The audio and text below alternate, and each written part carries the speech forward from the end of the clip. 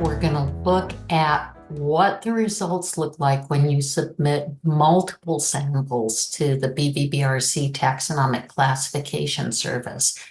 Remember that we're using samples from this experiment where they looked at samples from people who had had an orthotic replacement and then got a bacterial infection, and they were looking at what was causing the infection. So this particular data set has 291 different experiments, and I went in and compared 5 of those. So I'm going to go over here so you can see that this is the job I submitted with 5 samples, including this one that we did in the original examples to show you this was the one that was predominantly Haemophilus influenzae. So I brought in 5 of those samples that were isolates from 5 of those patients who had had to have their artificial joint removed and then be treated for a bacterial infection. And then hopefully they got one back. For this one, I did whole genome sequencing, just the microbiome analysis. Once again, I used the BV-BRC database. This time, I did not filter out the host reads. The confidence interval was 0.1. And because we've seen what all the folders look like when you have classified and unclassified reads, I didn't save those, and I put it in the same folder. So let's look at that job. So this was the job that I ran. So I click on it and I view it. And you'll notice, once again, we have the parameters. And this really surprised me because some of these samples were really big and it only took 11 minutes to run. And remember, we talked exhaustively about going into the parameters and looking there if you can't remember what you did. Now, this should all look pretty much the same, except there's a lot more, right? It goes on and on and on and on. These are the same thing. This is per sample, you will have a folder. And remember, within those folders are the different diversity statistics, everything else. We'll just open up one so you can see. So the bracking, FASTQ, and Kraken, we don't have the host HiSat file because we didn't do anything with the host reads. And we have the alpha and beta diversity. So you have that for every sample that you submitted. You also have a Krona and Sankey plot for every sample you submitted. So all of this stuff is pretty much the same.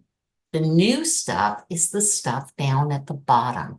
So let's start from the bottom and come up to here, and we're going to look at each of these files. So I'm going to click on the summary table CSV. I highlight that. Actually, you can double click on it to open these things up. Now, I really like this particular file. It's showing me how the reads are mapping. It's going by the sample ID, and it's showing the total number of raw reads, classified reads, those that hit, and the unclassified reads, those that didn't hit. And then it goes into the different microbial reads and the divisions. And you can see that in bacteria, all of these are predominantly bacteria. And then there are some viral, fungal, and protozoan reads. You'll also notice that over here, it's got chordate reads. We are chordates, humans are chordates. So I think these are the human reads. And you can see that some of them have a number of those reads. So I really like this table because it's like in a nutshell, I can see where the reads are mapping. So let's click on the breadcrumb and go back up. And remember, we're going from the top up. This is the sample key CSV. We saw that earlier, so we highlight and we can click on the view icon. And this is just showing us the reads and what we call the reads and what is named on the read file. So remember that at least the 6262, that was paired Illumina reads. And so you have 1 and 2, and the same is for this 46 and this 57.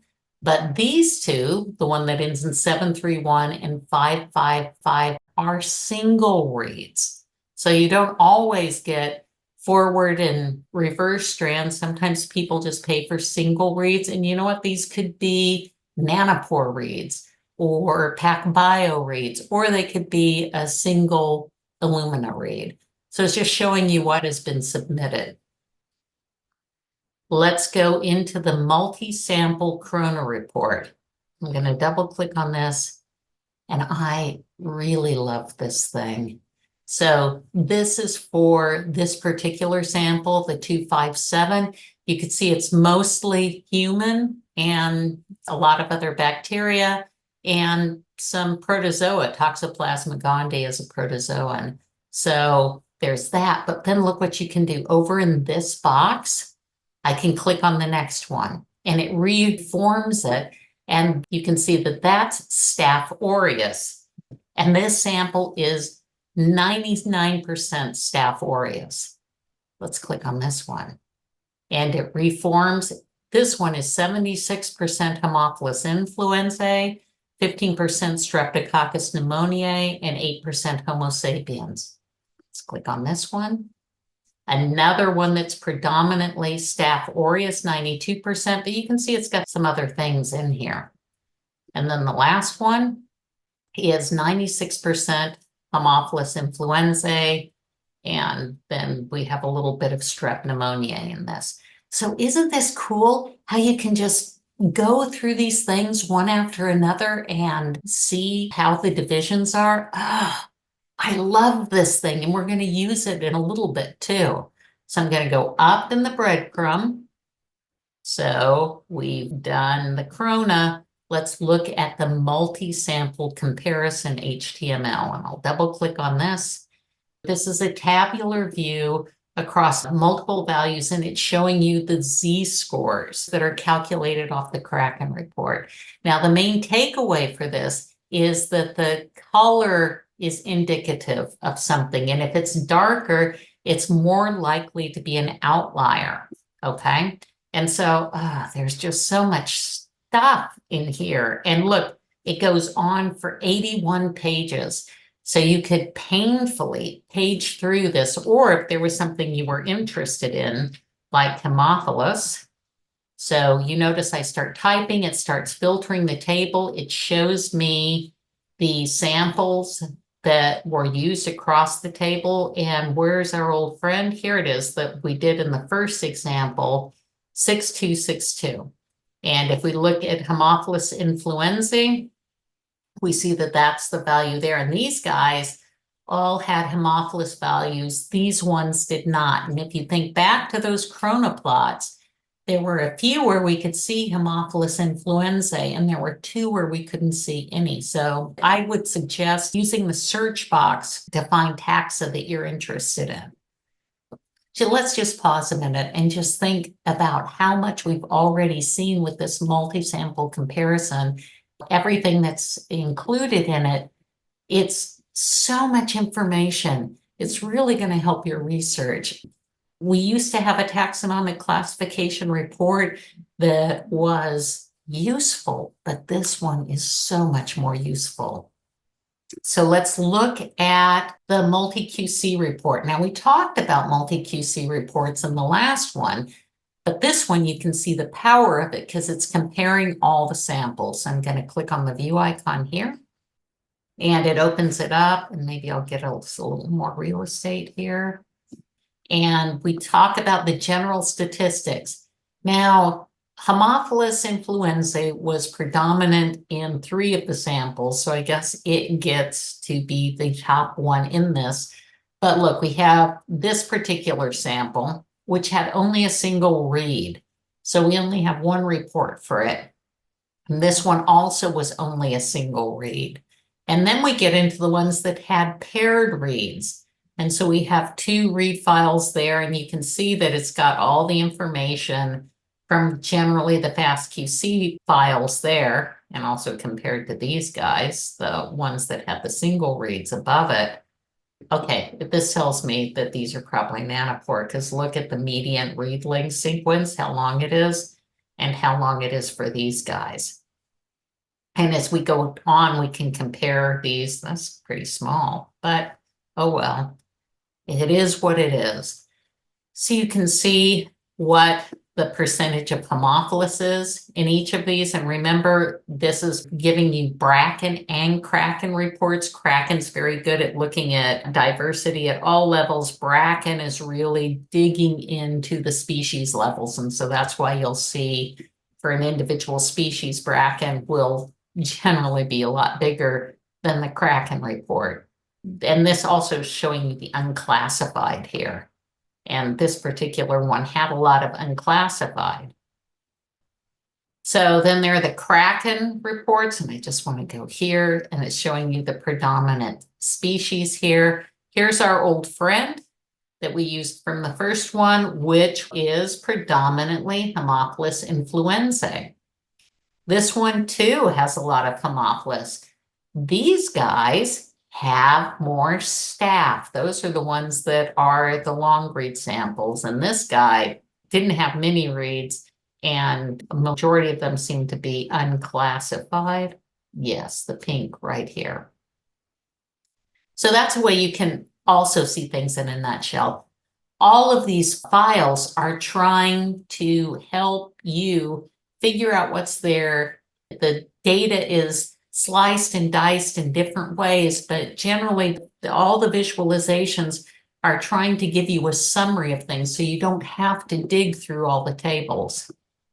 Duplication rate, remember we talked about that in the last video, that when something is sequenced, you assume that most of the sequences are unique, but sometimes they're duplicated. If you had plasmids, there'd be a lot of duplications because they replicate a lot.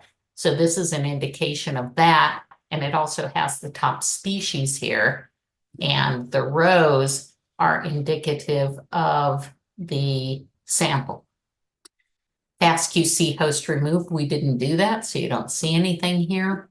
Now this is sequence counts. And this, I think, is valuable for when you're doing a large scale analysis. Like this one is so small compared to the others, I might be inclined to throw it out. And you could look at percentages versus the number of reads. And it's looking at the unique reads versus the duplicate reads.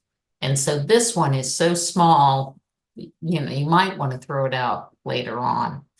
And then we go into the FastQC reports across all of these things, which generally are, let's put it this way, fun to interpret, especially since we have long reads from some of the samples and paired Illumina reads, which are shorter for other of the samples, and trying to combine all of that in here.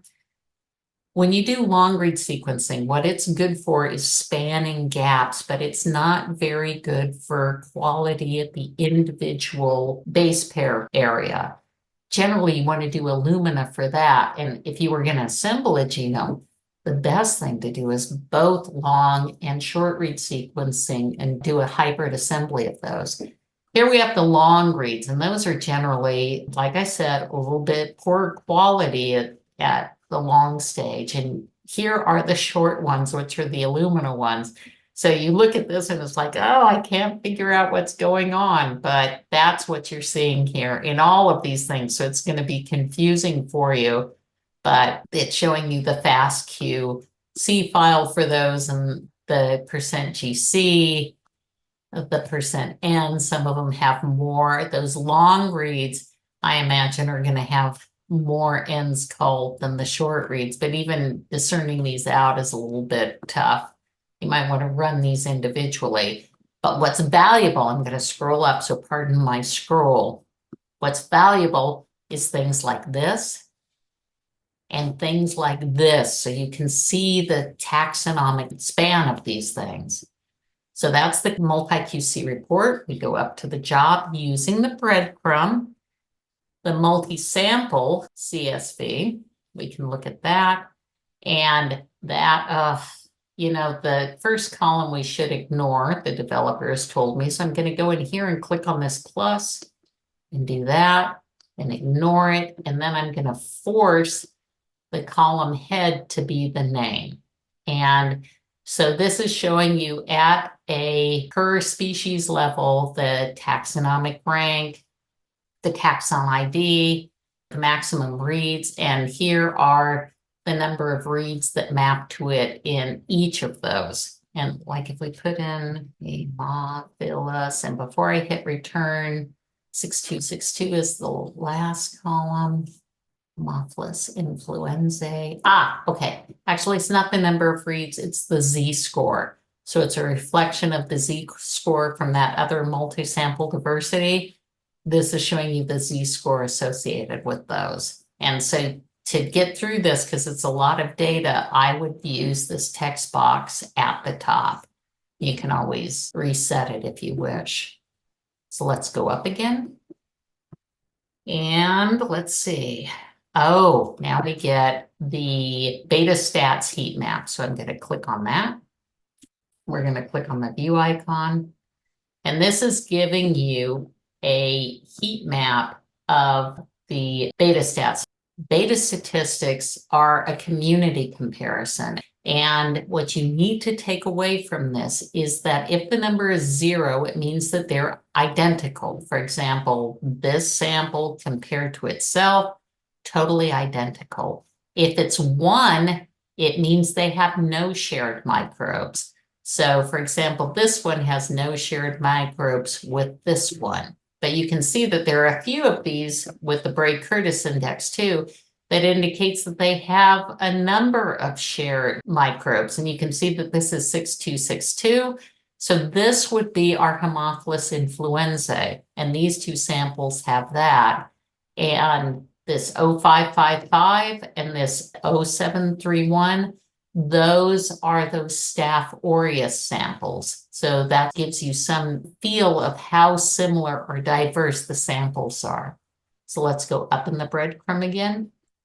We're almost there. We have the CSV, which are just the values in tabular form. If you want to see that, I like the heat map better because it pops out to you. Go back up in the breadcrumb, and now we have the alpha diversity. And I talked a lot about this in the last one, that what I like about it when you're submitting multiple samples is you can see comparisons across all of them. So let's click on this and we'll let it load. So here are our samples. Here are the diversity statistics, and you can see the values across that. Now let's talk a little bit about the Shannon diversity. And remember, in the Shannon diversity, a higher number indicates that you have more species, and it's also an indication of the abundance. So if you only had one species, the value would be 0. And 6262 had a value of 0.215.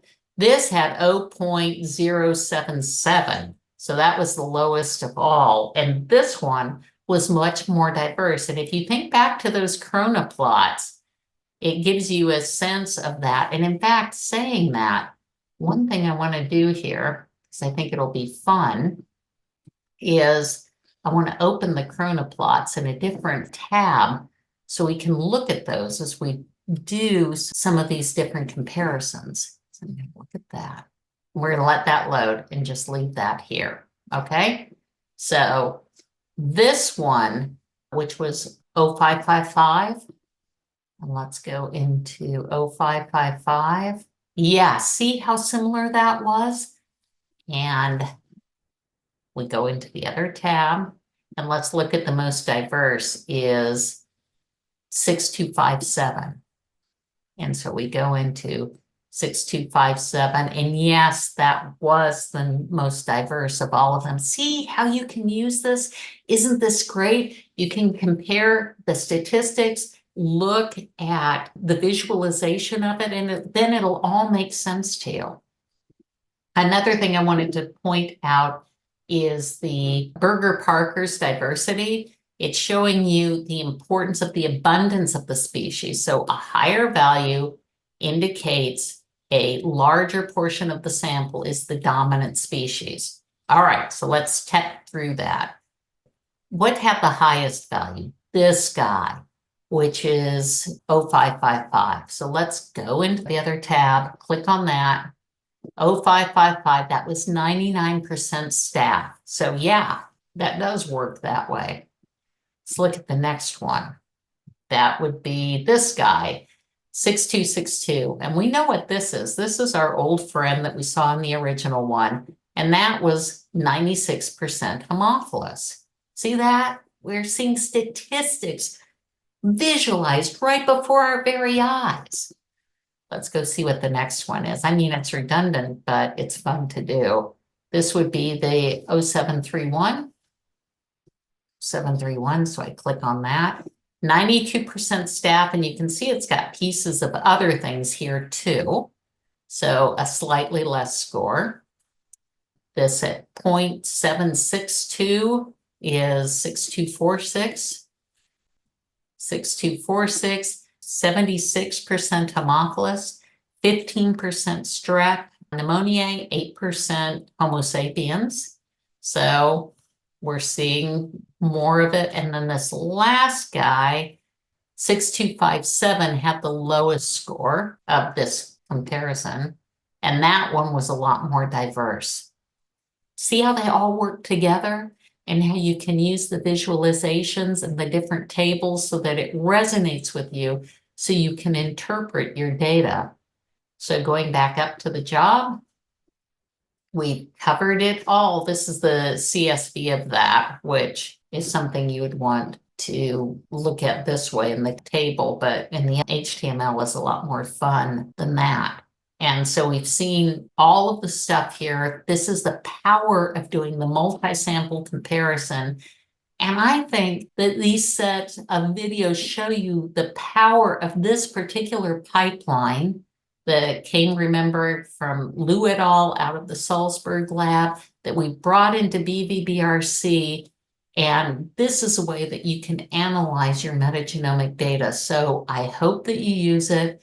I hope that you enjoy it. And I hope you learn something from it. So thanks for watching. Bye.